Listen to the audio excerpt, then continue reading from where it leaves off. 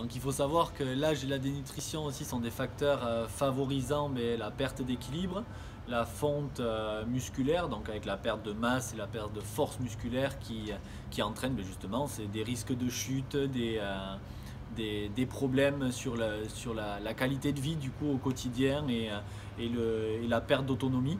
Donc, et par l'activité physique régulière et notamment du renforcement musculaire qui peut être doux, complètement adapté aux capacités de chacun, mais on peut limiter cette fonte et cette perte musculaire, mais également dans certains cas, voire même l'améliorer.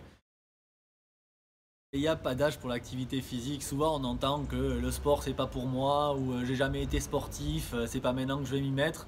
Mais le sport c'est qu'un type d'activité physique, en fait on est actif au quotidien.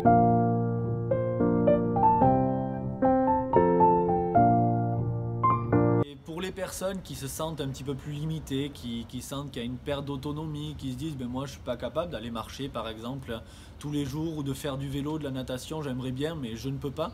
Mais il existe des solutions, hein. On peut très bien faire des choses à la maison avec des outils, des pédaliers, des vélos d'appartement par exemple qui peuvent être un excellent moyen de maintenir une activité physique.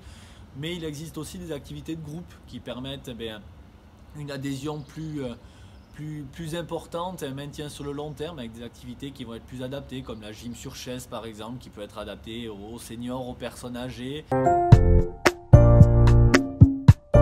Comme nous l'a dit Pierre, une activité physique régulière est indispensable dans la prévention et le traitement de la dénutrition.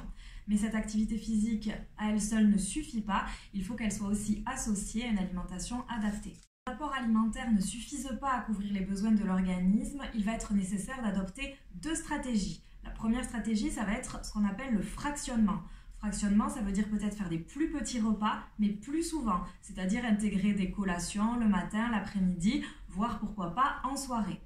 La deuxième stratégie va être ce que l'on appelle l'enrichissement des préparations.